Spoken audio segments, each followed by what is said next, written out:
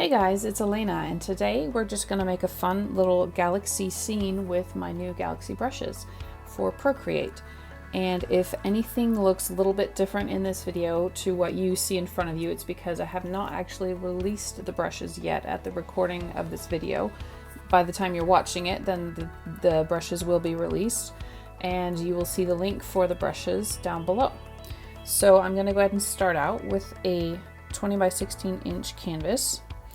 And the background is black, so if yours is not black, you can just go to the background layer and double tap by the black on your wheel, and that will make your background black.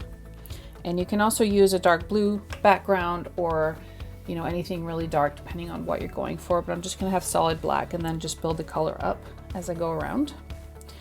So on the layer above the background, I'm just gonna go ahead and start out with some of my dust clouds and build up the texture first with the dust clouds, and then I'll just move on down and keep building texture with different brushes.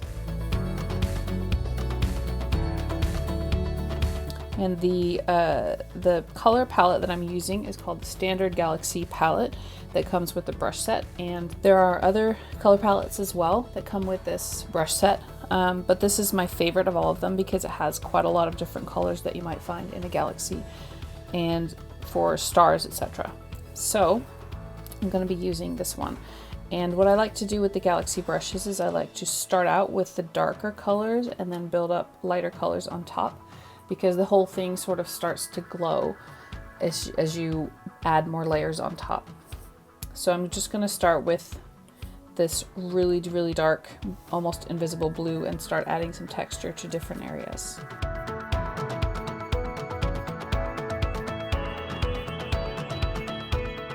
And that was the dust cloud regular.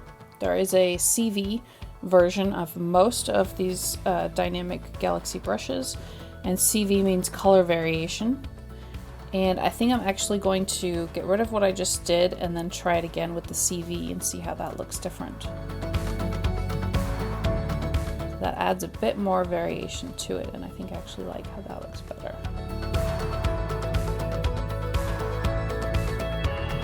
So now I'm going to pick sort of dark purple here and just keep on building with a patchy dust cloud as well.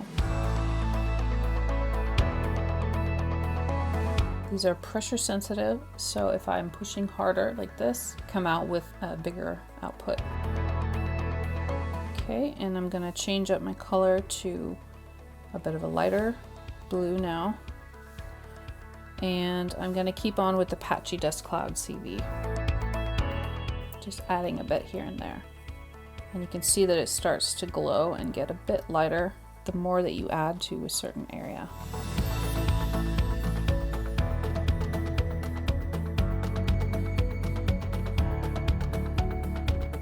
And some of these are labeled intense, and I'll just go ahead and show you why. I'm using the same color, and I'm just going to show you on this patch where I don't have anything. This one comes out quite a lot more bright looking. So I'm being a bit selective with the brushes that are labeled intense, because you can, use them on top of each other quite a few times and then they just start to get really bright. And so the ones that are labeled intense, you just want to be careful not to layer that too much on the same layer. You can layer them on top of each other on different layers instead. But that's why I've added that word intense on some of the brushes, just so you can be aware of that property. But these ones, for instance, you can layer them as much as you want, and they don't get super intense until you get a whole lot of, layering going on. So I'm just going to keep on going. I'm going to go with the light dust cloud now, still with the blue color, and just add some more little touches here and there.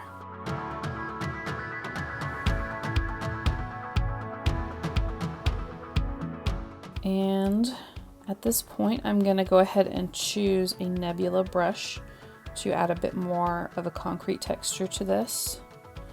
So I think I'm going to go with Nebula number 9 CV.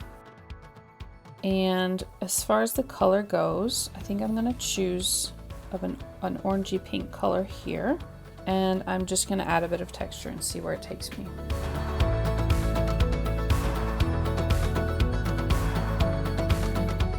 I'm just gonna go with another Nebula brush now, just to change it up a bit. I'll try the Nebula 10 CV, and I'm gonna make it purple this time. I'm actually gonna choose a green. I'm gonna choose this bright green and see how that looks. With these brushes, they can be a bit unpredictable, and that seems to be my specialty with brush making a little bit sometimes, is you can come up with a unpredictable texture. And so it can help if you don't like something, just undo it and try it again and see if it looks a little different the next time.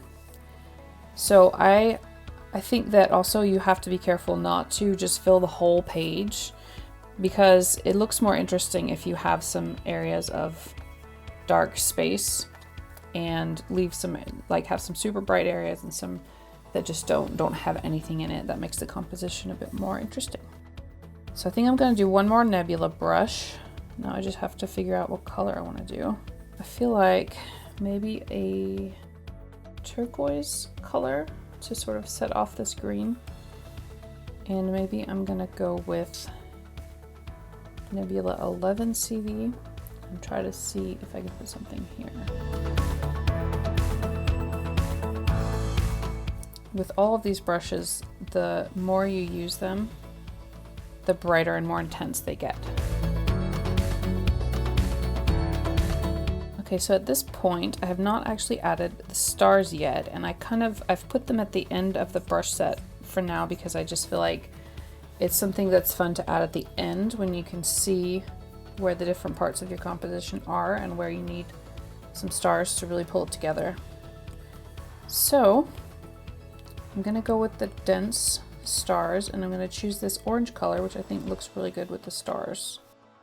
So I'm gonna go ahead and add stars sort of strategically in the white space areas, and they will sort of fade out in the areas where I've already drawn something, because I'm still on the same layer, and I'm just gonna see how that evolves.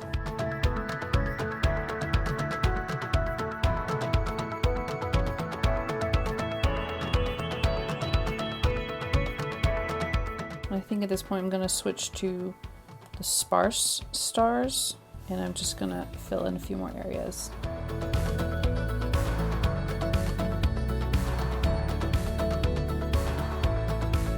You can also add stars on their own layer if you don't want them to interact like how they're doing here. They kind of go a bit white if you put them on top of something else on the same layer, so you can put them on a new layer and then they'll keep that yellow quality about them. With these stars brushes, you can use them with tapping, or you can use them in a line like this. It's up to you. I'm just trying to be a bit careful not to go overboard, so that's why I'm tapping.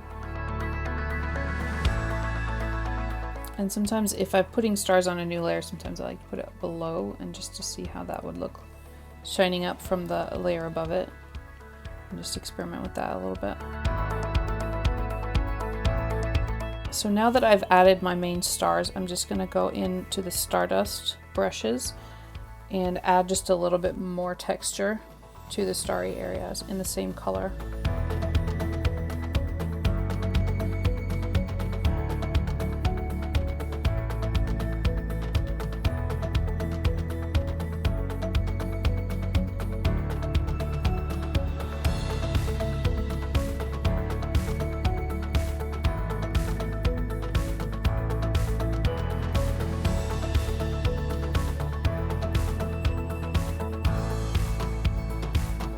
So in this way we can still keep our empty space areas, but without filling the whole thing, but this kind of ties it together a little bit.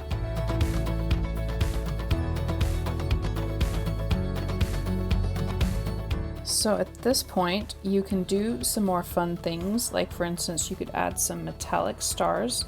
If you make a new layer and go for metallic stars number 2 for instance, you can go in here and you can add some like fun sort of really metallic looking bits on top of some of this, just to add some interest.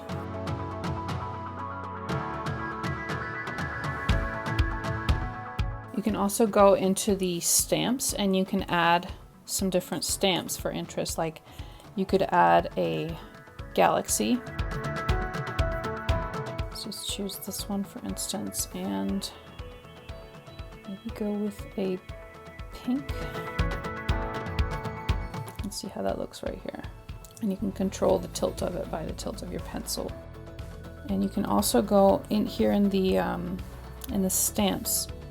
You can go with the single stars and add a couple really big ones, just for interest. So that was the single star number 2 from the stamps.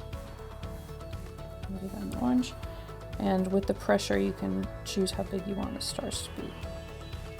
And they will sort of dynamically change direction according to, just kind of randomly, so that they look more realistic that way.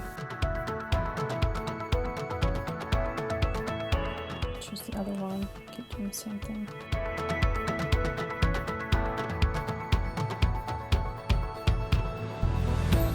I'm gonna take this one and just make a big star right here. And you can also do stars as stamps if that's what you prefer. Anyway, so that's just sort of an idea of a galaxy texture that you can make. You can have a lot of different options with tons of different color combinations and stamp combinations, and just really have a lot of fun with it. So anyway, I hope that you enjoy, and thanks for watching.